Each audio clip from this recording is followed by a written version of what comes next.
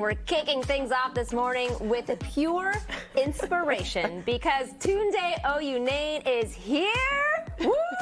She is one of Peloton's elite fitness instructors known for her motivational Tundeisms. She's a Nike athlete and a face of Revlon, and now the author of the New York Times best-selling book, Speak, Find Your Voice, Trust Your Gut, and Get From Where You Are to Where You Want to Be. Okay, Tunde.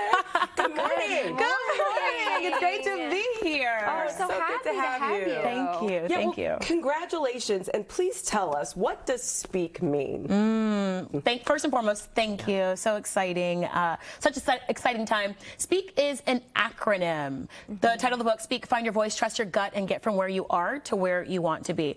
I looked at 5 words as elements and how those 5 words showed up in my life. So S, surrender. I thought about every time I've surrendered, it's led to growth. Growth that has led to change. P is my power. I define power in the book as purpose. That tingly thing that you feel when you are showing up, doing the thing that you know that you are here to do. Empathy is rooted in love, not just love for others, but self-love. I cannot love you fully if I don't know how to love myself first. Authenticity is the intersection of truth and trust. When you trust yourself enough to show up as you truly are.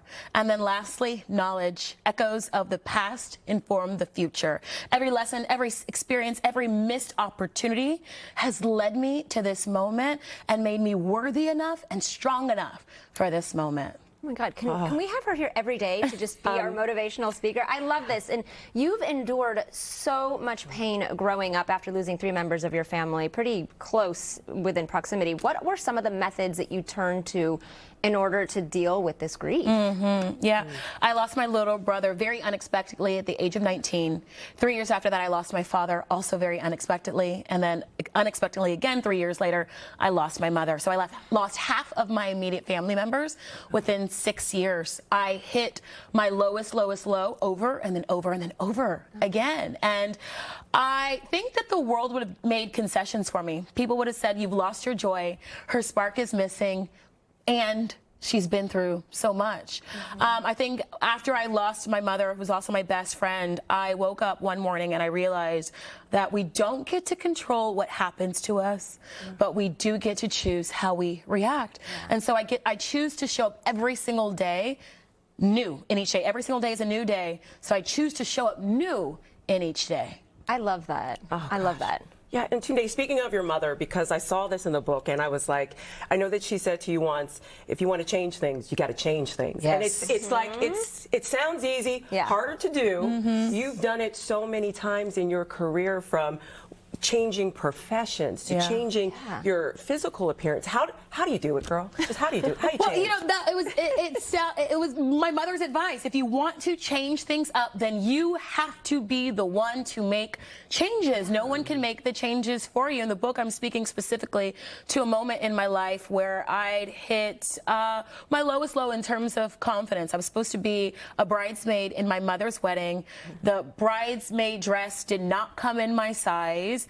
And it was this moment where I felt like I'd been keeping the secret that I had low self-esteem.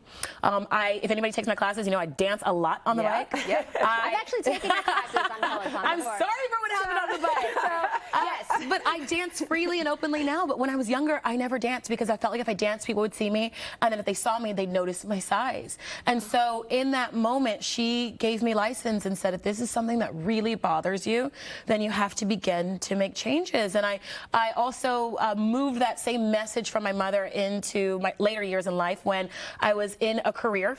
I'd been in a career for 15 years, worked my way to the top, and one day woke up and admitted to myself that I hated my job. And I think so many people can relate to that. And rather than staying complacent in this job because it paid well and I felt comfortable in my livelihood, I said to myself, I am going to start making the changes to move into a life that I enjoy, a life that I want to wake up and live in. So you talk about change, you talk about making that moment. You had a blue light moment after you took one of the first classes, your first cycling class. Tell me about that moment. So I was actually in New York City. I lived in LA at the time. I was in New York City on a makeup gig. I was a makeup artist. And I decided to go down to a local cycling studio because Kelly Ripa had been talking all about it. Because why not? Because I listen to Kelly Ripa. So it's indoor cycling. You clip into the bike, all of that. that by the time that I'd purchased the water bottle, the towel, the seat, I was $40 deep, judging myself for spending $40 on a workout. Oh, no. 45 minutes later, I'm in a state of euphoria. I'm walking back to my hotel room. My walk turns into a skip.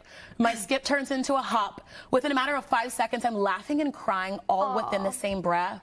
It's almost as if this blue wave of energy moved through my body. I felt it from my fingers all the way down to my toes. And after my very first cycling class, I knew that I'd be cycling forever. Yeah. I knew that I'd be teaching it, and without even knowing what Peloton was at the time, I knew that I'd be teaching it on the world's biggest platform. I call it this blue light experience almost like this divine download of information that I could have dismissed. I could have said that I was hallucinating or daydreaming because I'd been in a dark room for so long. But you're Tunde, you wouldn't do that. But I said to myself, I'm going to take this for exactly what it is. Yeah. Imposter syndrome sat in after that. I said, I don't look like an instructor. I don't sound like an instructor. Who would find me motivating? But once I was able to push away that internal dialogue, not allow fear to steer, or rather even not allow fear to hold me hostage, I moved into or leaned into the message that was sent my way and trusted my gut. Incredible. Tunde, I love that. Don't get held hostage by fear. Thank you so much. Congratulations again. Congratulations. New York Times bestseller already, and the book is called Speak. It is in stores now. You need to get it.